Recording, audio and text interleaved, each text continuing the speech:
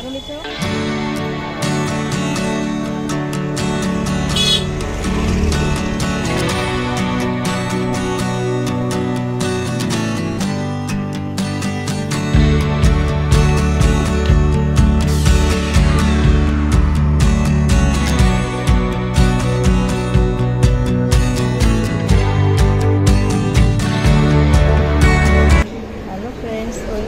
My channel বঙ্গবাংলা lifestyle. তোমার channel সব বন্ধুদের স্বাগত। আমার চ্যানেল সব বন্ধুদের সবাই খুব ভালো আছে, আমিও ভালো আছি।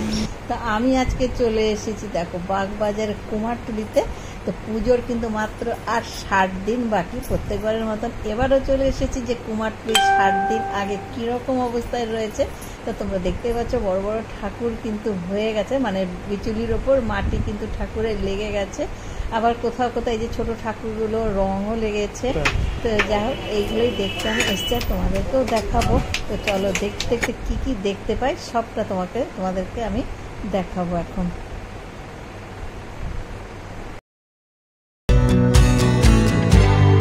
কুমারটুলিতে এখন ঠাকুর তৈরির ব্যস্ততা কিন্তু তুঙ্গে। আর সবাই দেখো কেউ কিছু না কিছু কাজ করছে, কেউ বিচুলি বানছে। এখানে দেখো মাটিতে ভুসি লাগানো রয়েছে, এই দিয়ে ঠাকুরের গায়ে লাগানো হবে। দেখো কেউ ঠাকুর পালিশ করছে মাটির জল দিয়ে, আবার কেউ বিচুলি কাটছে, কেউ বিচুলি বানছে, কেউ কাঠামো তৈরি বানছে। এক একজন এরকমভাবে তৈরি করছে। কত বয়স্ক লোক এখানে কাজ করছে। এখানে এই যে সুবাই পালের এই যে ঠাকুরটা দেখতে পাচ্ছি, এটা কিন্তু সম্পূর্ণ তৈরি হয়ে গেছে। এটা কিন্তু এই ঠাকুর কিন্তু মা কিন্তু বিদেশে পাড়ি দেবে খুব শিগগিরই, তার জন্য এটা পুরোপুরি কমপ্লিট হয়ে গেছে। তো সামনে মনসা পুজো, তার জন্য মনসা ঠাকুরও কিন্তু এই দেখো এখানে তৈরি হচ্ছে। আবার গণেশ পুজো, গণেশ ঠাকুর এখানে সবকটাই কিন্তু গণেশের মূর্তি তৈরি হচ্ছে এখানে।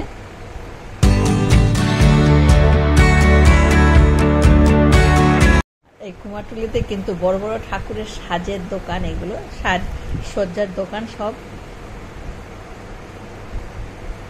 আর এখানে দেখো নারায়ণের একটা মূর্তি তৈরি করা হয়েছে, খুব সুন্দর। আর এই ঠাকুরগুলো অনেক বড়। এই দেখো এখানে একটা কত বয়স্ক মানুষ কিন্তু ঠাকুর তৈরি করছে। ঠাকুর তৈরি করতে যারা আসে তারা কিন্তু বাইরের থেকে আসে, ঠাকুর তৈরি হয়ে গেলে আবার তারা নিজেদের বাড়িতে ফিরে যায়। তো দেখো এখানে শুধু বিচুলি বাঁধা হয়েছে, মাটি এখনো লাগানো হয়নি।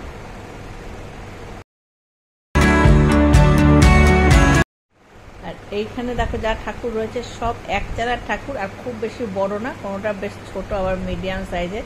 এগুলো এখানে খুব বড় ঠাকুর নেই, সবই কিন্তু একচালার। এখানেও একজন এই যে ঠাকুরের গায়ে মাটি জল দিয়ে মানে পালিশ করছে, এটা মনে হচ্ছে দেখে বিশ্বকর্মা ঠাকুর। আর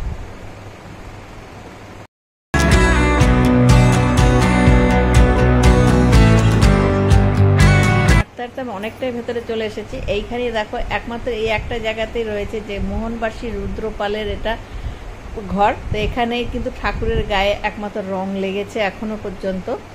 আর সব ঠাকুরই এখনো মাটি দিয়েই পালিশ করা চলছে।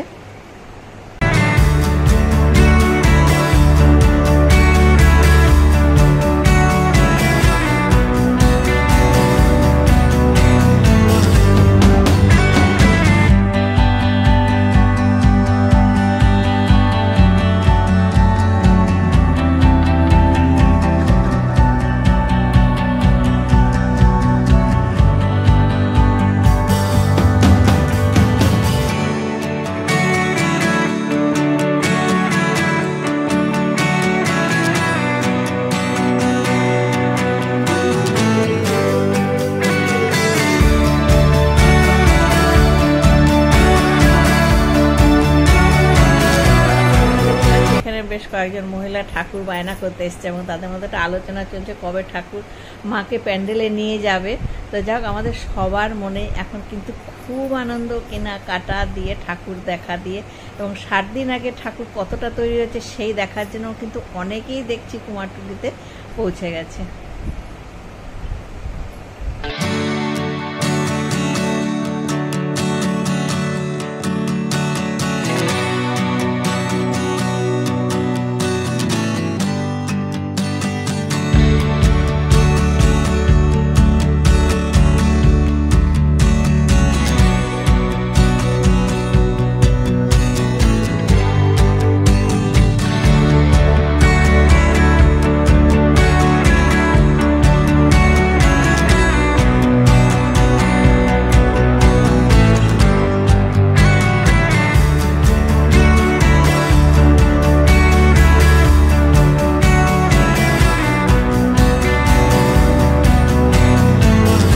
দেখো এখানে সব মানে কুমারটুলি পুরো ঘুরে দেখলাম, এই গণেশ ঠাকুরটাই কিন্তু সবচেয়ে বড় আকারে তৈরি করা হয়েছে।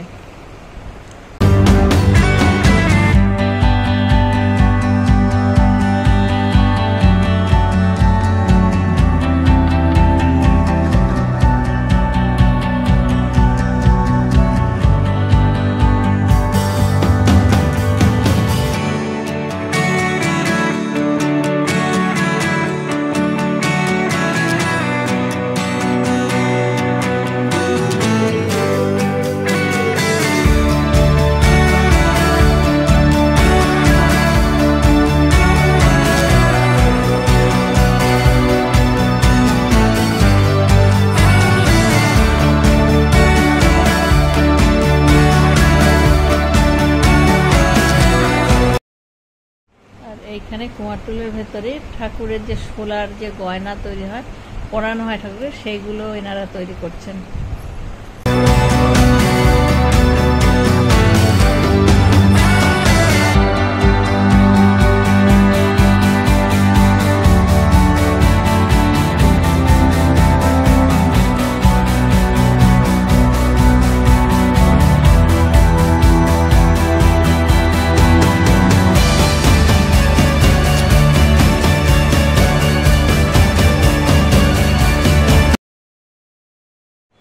এই যে দেখো এখানে তৈরি হচ্ছে ঠাকুরের পেছনে যে চালা থাকে, সেই চালাটা কি সুন্দর ডিজাইন করে এখানে তৈরি করে রাখা হয়েছে, আরও তৈরি করছে। আর এখানে একটা মায়ের মুখকে কিভাবে তৈরি করছে হাতে করে, সেটাই দেখার, দেখো কি সুন্দর লাগছে। এটা দেখে তো মন একদম ভরে যাচ্ছে, আর মনে হচ্ছে আর মানে খুব তাড়াতাড়ি চলে আসছে পুজোটা।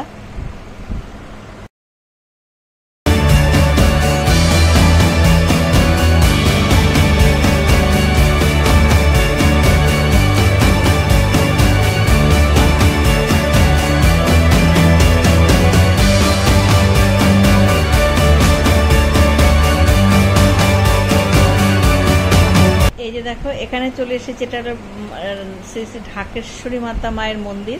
তো এটা কিন্তু কুমারটুলির ভেতরেই রয়েছে। তো এই মা কিন্তু বাংলাদেশেও রয়েছে, এখানেও রয়েছে। তো এই মায়ের মূর্তিটা 48 সালে বাংলাদেশ থেকে এখানে আনা হয়েছে, যেখানে যে পুরোহিত পুজো করছেন তার কাছেই কিন্তু এটা আমরা জানতে পেরেছি।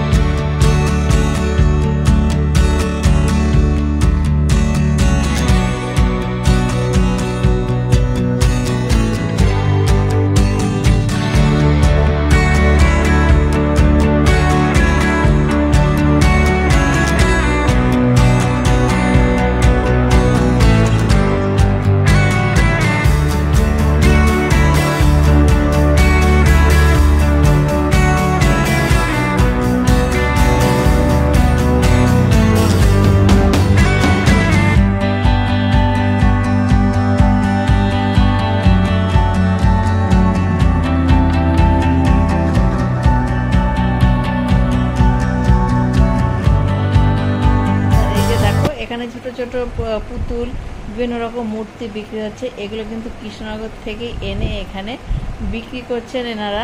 তো এখানে আমি দেখলাম 100 টাকা হলেও একটা পুতুল মোটামুটি কিনতে পাওয়া যাচ্ছে, 50 টাকা দামেরও আছে, বিভিন্ন রকম দামের রয়েছে এখানে। তো আজকের মতন আমার এই ভিডিওটা, আমি কুমারটুলির এই ভিডিওটা এখানেই শেষ করছি। তো তোমাদের যদি ভালো লেগে থাকে একটা ছোট্ট লাইক করে দিও, আর কমেন্ট বক্সে জানিও যে কেমন হয়েছে। আর আমার নতুন বন্ধু যারা আমার এই ভিডিওটা এখন দেখছো, আমার চ্যানেলটা এখনও সাবস্ক্রাইব করোনি, তারা তাড়াতাড়ি সাবস্ক্রাইব করে দিও, আর পাশে থাকা বেল বাজিয়ে দিয়ে অল করে দিও, যাতে সবার আগে আমার সব ভ্রমণের ভিডিও তোমাদের কাছে পৌঁছে যায়। এরপরে কিন্তু আবার কিছুদিন পরে আমি কুমারটুলিতে যাব, তখন আবার কুমারটুলি কীরকম অবস্থায় আছে সেটাও তোমাদের কাছে আমি শেয়ার করব। তো আজকের মতো